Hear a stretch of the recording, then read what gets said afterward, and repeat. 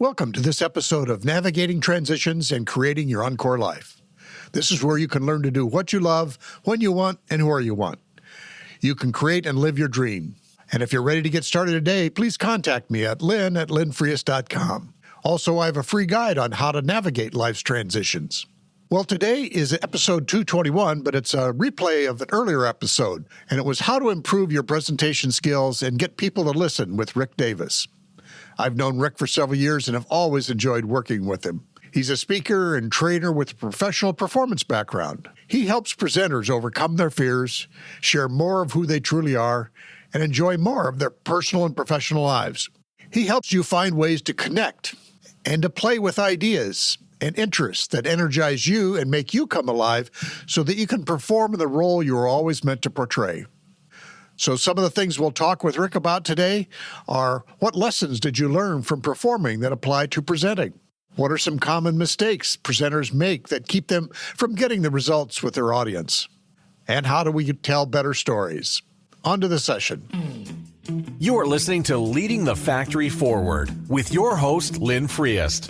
We share interviews with manufacturing experts and strategies for embracing the digital future, recruiting a new workforce, finding new business. Lynn is an advanced manufacturing strategist and leadership consultant who is on a mission to show manufacturing leaders how to improve their current operations while preparing for a digital future.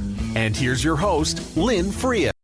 Welcome to this episode of Leading the Factory Forward. This is episode 80, and it's how to improve your presentation skills and get people to listen to you. And it's a conversation with my good friend Rick Davis. At Leading the Factory Forward, our goal is to help you create a compelling future for yourself, your teams, and your organization.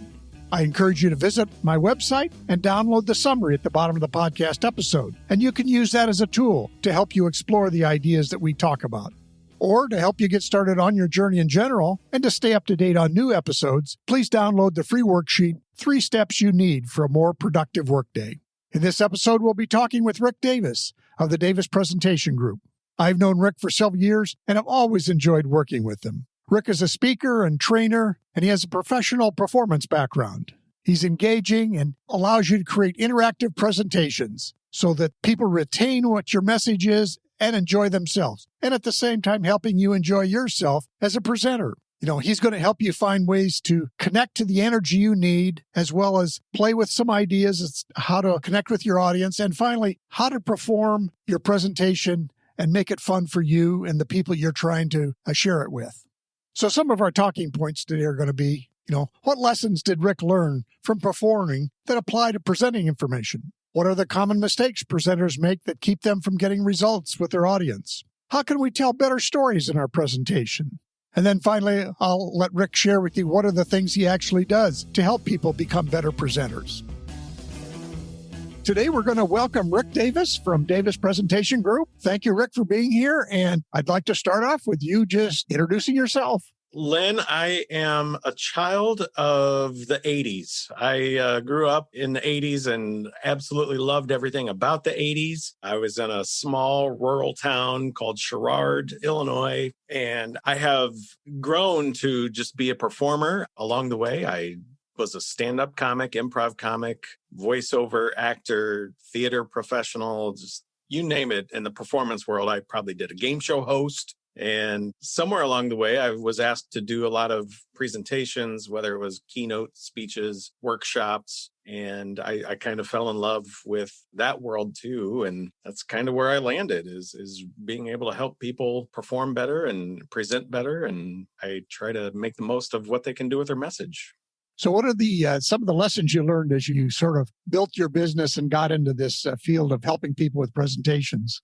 Yeah. So in the stand-up world and improv world, that's all about comedy, right? So comedy, we talk about timing and delivery, timing of a joke or landing a punchline, those kinds of things that a lot of people miss in the world of comedy. So I'm sure you've heard some people deliver some really awful jokes that there was a reason for that, just because of the nuances of comedy. In theater, the things like projecting your voice and really belting things out there, blocking, knowing where to go on stage and have that big stage presence to command an audience. And in the voiceover world, there's things like making your words come alive. Like there's scripts that you have, but it's up to you to make things really pop from the page. And all of these things have one thing in common, and it's just making the audience feel better and do better.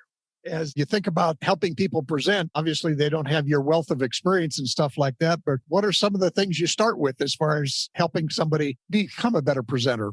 Yeah, so I like to have those conversations with people first and kind of figure out what they know, what their struggles are, all that kind of stuff. And then from there, I get a nice picture of what they need. So a lot of it is just puzzle building, right? We have different things about ourselves that we need to work on, and everybody's different, but there are some typical things that a lot of presenters have, common issues, challenges, that kind of thing. What are a few of those that probably I would recognize in myself even?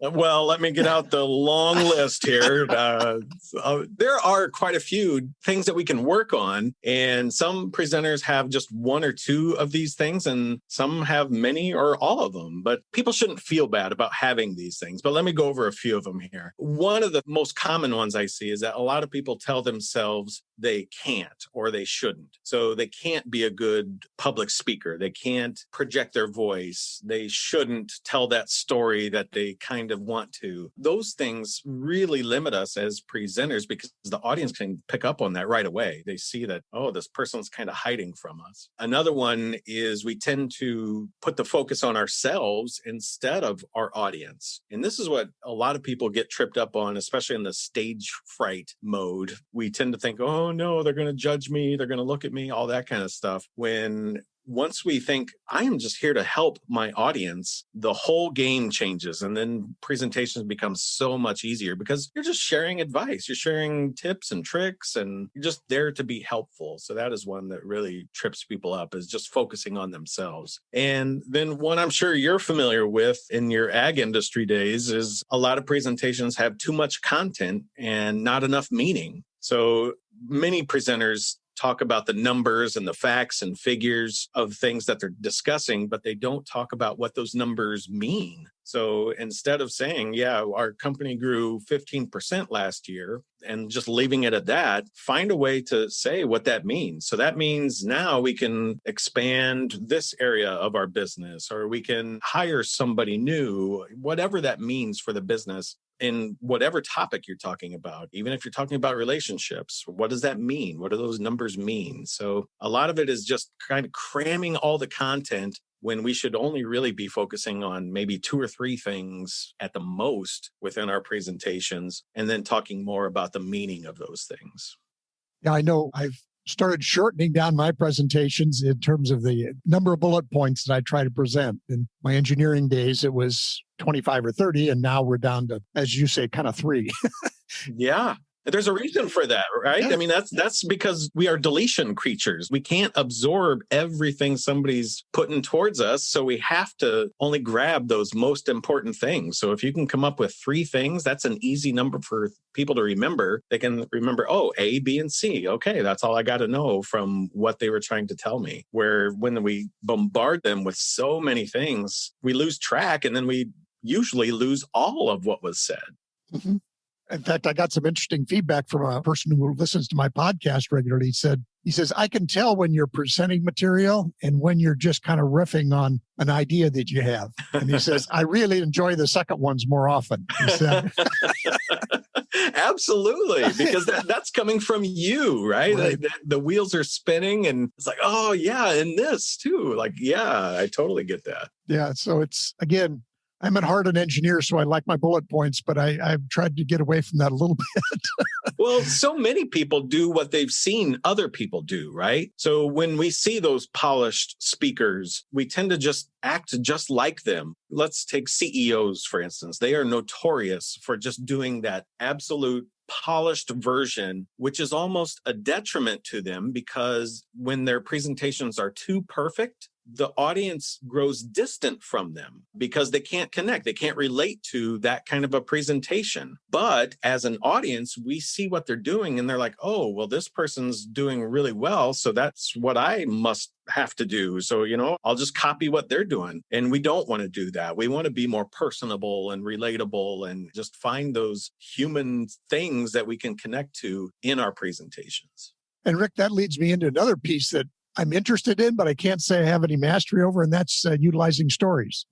It's interesting to me because on one hand, I love to tell stories about things that happened in life, in conversation, but I find it somewhat hard to do in presentations. Yeah. Even in our personal world, stories play a big part of what we do. So I'll just ask you this, real plain and simple. Lynn, what did you do yesterday?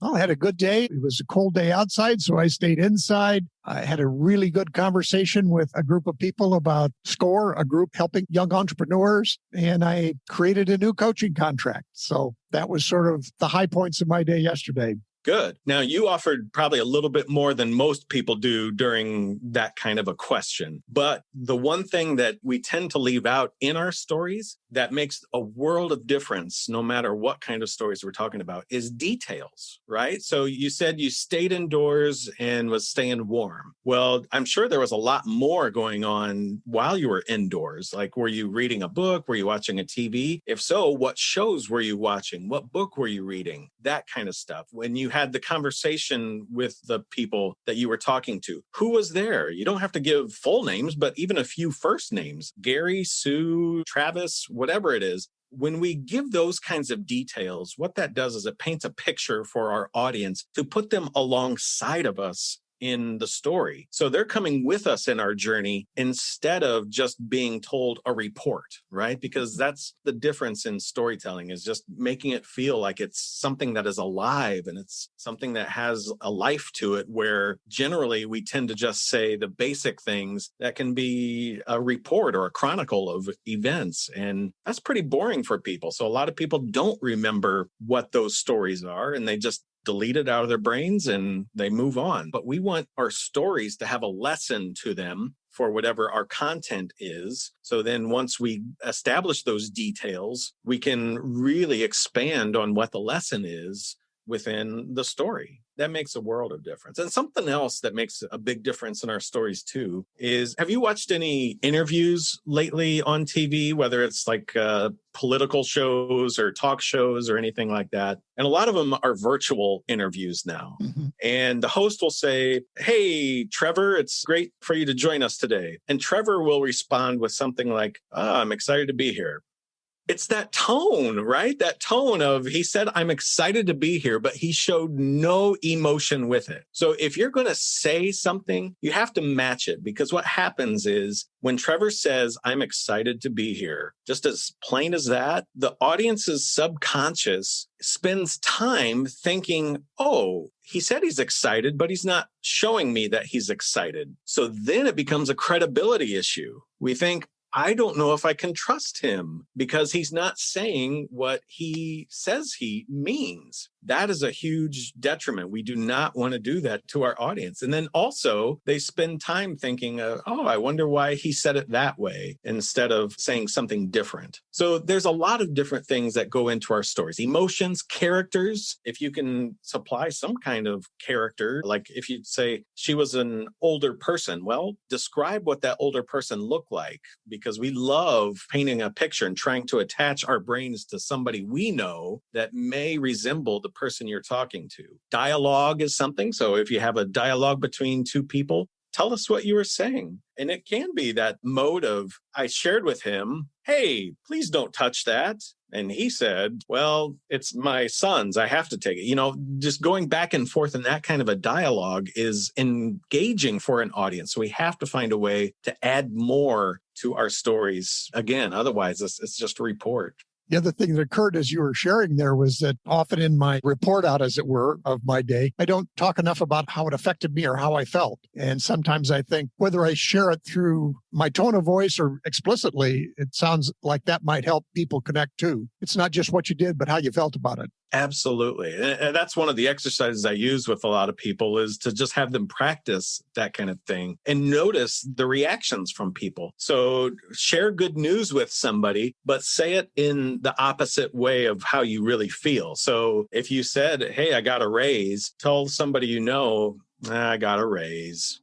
Watch their reaction where it's good news that we're sharing, but we see that something's off here. And then once we pick up on that, we pay more attention to the emotions that we're using in our words and we can match them. So we want to bring people with us. We're going to get them excited if we say we're excited. I am excited to be with you today, Lynn. Like that is what we want people to feel. So that's how we need to respond. Yeah, I think that, again, it's probably stage fright that I had in the past, that I would be very monotone and, be the talking head and whatnot with my fingers clenched on the podium. And yeah, I think earlier what struck me is really thinking about the audience. How am I trying to help them? And then it really helps me get out of my own head and then loosen up and say, hey, this is what I'm hoping for you to get out of this. Yeah. And I would add to this that storytelling takes rehearsal too, right? I mean, we got to find those ways of saying it out loud and practicing it because we tend to think, I know what those bullet points are in my head. So that's all I have to get to, where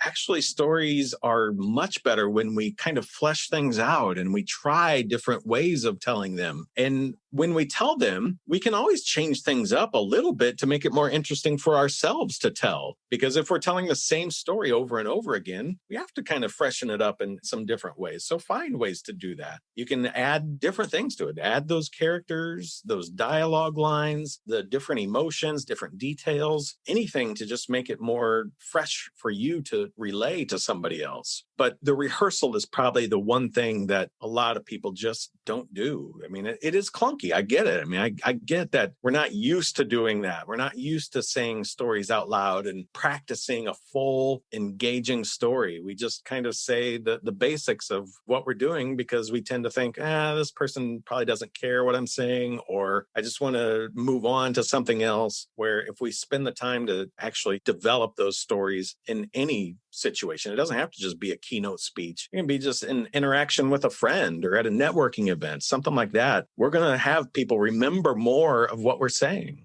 I remember reading an article about people who do TED Talks and how most of them will have fully rehearsed it like 150 times or something before they give their 17-minute speech and stuff. And it's an interesting dichotomy for me is that to appear more natural, you have to practice more.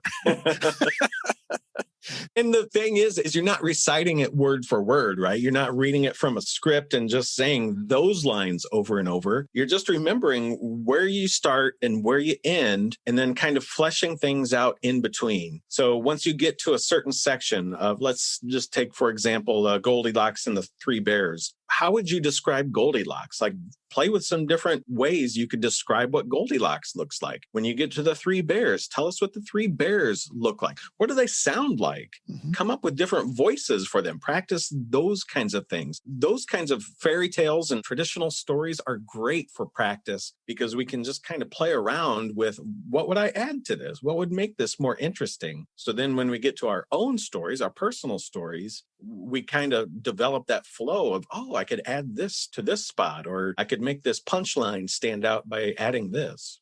So it's kind of bringing this around to where, as our audience is sitting there saying, hey, this sounds like a lot of work, and et cetera, et cetera. But can you give some examples of the impact that people found that improved after they'd spent some time being more intentional about how they're delivering their presentation? Yeah. So the one thing that really stands out in my brain from the people that I've worked with is that they tend to get more credibility, more respect, and in some cases, even more money. Some people have asked for more money because they have become a better presenter. So in the storytelling world, a lot of people think, I'm just adding this story because that's what I'm supposed to do. Like, everybody's telling stories and that's just something I got to do. lessons are what stories are all about, right? So once we tell a story, it has to have a meaning. It has to mean something for our audience. We can't just say a story just to tell a story. We have to have that lesson in what it means. The flow of the transition in the story, so we go from the story into the lesson, that has to be smooth. It can't just be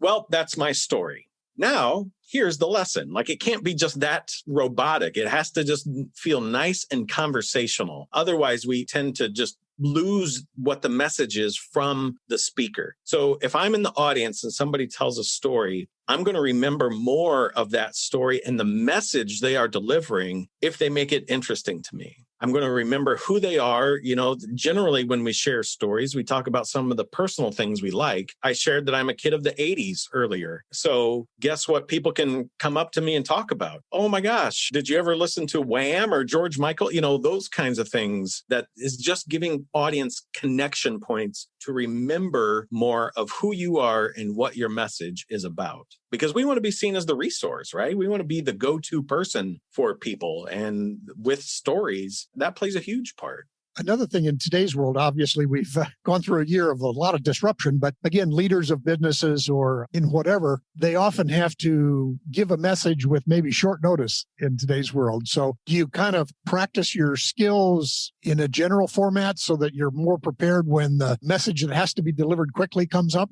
Yeah. So one thing that really helps is developing that 60-minute presentation for a 5-minute talk. So what I mean by that is once you have your full talk established, like where you want to go, some of the key points you want to hit on, then we can trim away a lot of what that is in order to still get our main message across and even share something that people can use, you know, like a call to action of some sort. Something that I share with a lot of my presenters, there's 2 different structures for a shorter kind of a presentation. And one of them is called the SSRS structure, and it stands for story, significance, relevance, support. So again, we start with our story. The significance is the lesson from that story. So we say, here's what I learned. The relevance is how it relates to your audience. So you might say, so what this means for you is, and then we relate how the story and the lesson relates to our audience. And then the support is giving them something to do. It could be writing something down. It can be reinforcing it with an exercise, whatever it is in that short amount of time that you have. Just getting that kind of a structure makes it so easy to deliver a small 5 to 10 minute talk if that's all the time you have. Another structure, which is kind of similar but has different mindset around it, is called the vowel structure. And I want to make sure I said that correctly. Vowel with a V, not a B, because some people bowels. Right? No, what are you talking about your bowels for? But I go through the A, E, I, O, U, and always Y, not sometimes Y, the always Y. And here's what those stand for. The A is for astonish. We want to start by astonishing our audience somehow. And that can be a number of things. It can be a jaunting statistic. It can be a joke. It can be entertainment. It doesn't have to be. A lot of people think they have to entertain and be silly and wacky. That's not what it's about. It's just about engaging the audience somehow. So that's when we get to the E, and that's for enlighten your audience. And when we enlighten them, that's when we're delivering our content or our main message of what we want to share. The I is involve them. And we want to include our audience in some fashion. So we're having a conversation with them. We're asking them questions. Again, maybe doing an exercise of some sort. And then an O is we offer them. So if we have something that we're sharing, if we're selling something, we can make our offer then. And offer doesn't have to necessarily be in the selling phase either. An offer can be, hey, I want you to just do better. I want you to improve. I want you to build your skills. That is the offer you are making. And then the U is we always want to end by uplifting our audience. We want them to end on a high note. What that does is it just makes us remember the person more, because when we feel good, we do better. And if we know the people that make us feel good and do better, we're going to remember them a lot more. And then the Y stands for you. We want you to bring you, yourself, completely and always to every presentation. A lot of presenters hide who they truly are when they present. And the more, again, authentic, which is an overused term, but it is true. We just want to see the full version of who you really are, because when we present, we tend to go into that robotic mode of what other people are doing. instead of that conversational mode when we're hanging out with our friends and we're just having fun. That's the kind of presenter more people should actually be. Yeah, great. I'm learning a lot just in our conversation here. And so I appreciate that. I don't want to forget, Rick, you obviously help people. What are the kind of services you offer for people and help them with? Yeah. So my business for the last 3 years has been all about presentations, like really helping people deliver a better message, learn those performance strategies that I learned through the years that really help in presentations. But what I'm understanding from a lot of people I work with is that it actually fits into a larger umbrella. So I'm kind of expanding my business into delivering more help in networking, in interactions, in team meetings that a lot of companies and corporations have. Maybe it's social interactions that you need help with. I'm helping them in that way too. So it's more about connecting and finding those interactions that can be more effective. But the way I work with a lot of people, and it varies, I work with companies, corporations as a consultant. I work in some group coaching formats, and I specialize in a lot of one-to-one work. So if somebody has a presentation that they want to learn or start, I can help you build it, or I can give you some of the elements to just try on your own and off you go. So I work in a number of ways. Great. Well, it's one of those things I've learned, like a lot of things in life, that conversation is very common, but it's not common that it's very good. It's so true. I appreciate that. Any other last thoughts you have for us, Rick? Yeah, there's a lot of different nuances to presentations, and something that people just don't think about is little things like what to do with your hands. A lot of people move their hands around, a lot of nervousness that they tend to have, the stage fright, how to manage that kind of stuff. And even when I began this podcast, Lynn, and you can kind of hear it in my voice right now, I've got like a little tickle in my throat, and just pausing and taking a sip of water, which is what I'm going to do right now.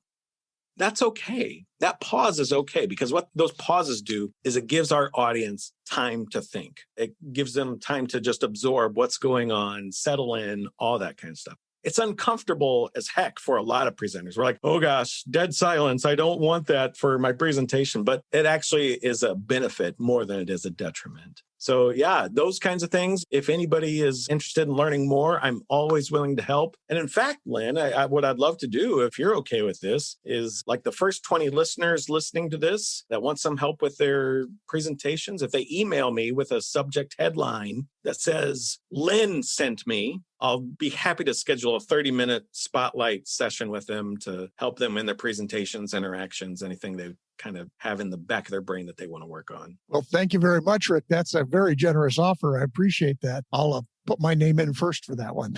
You got it. You got it. And yes, we will include all your contact information in the show notes for this, as well as the email. And we'll re-mention your special offer. I thank you very much for that generous offer. Well, I appreciate you. And anybody listening, I know you have that thing in your brain that says you shouldn't or can't be a better presenter. And I know from working with people who thought they were the world's worst that you can. I know you got it in you. It's just working those kinks out and just developing that skill, because that's all it is. It's a skill. And that's what I want to see more people focus on, is finding a way to have their message help other people. Well, again, thanks, Rick. And you have a great week. You too, Lynn. Awesome to be with you. Again, my deepest thanks to Rick for sharing his insights and knowledge on becoming great at speaking to audiences. We talked about what lesson did Rick learn from performing that he applies to presenting now or helping others present. What are some of the common mistakes that presenters make that keep them from getting the results that they want with their audience? How can we tell better stories? And finally, I think Rick shared some of the ways that he could help you should you need it. Again, many thanks to Rick. Again, my deepest thanks to Rick for sharing his insights and knowledge on becoming great at speaking to audiences. Well, with an Encore life, you can be creating value in the world beyond just winning that next pickleball game. You can do the work you love when you want and where you want. You can live your dream. And again, my free guide is available on how to navigate life's transitions.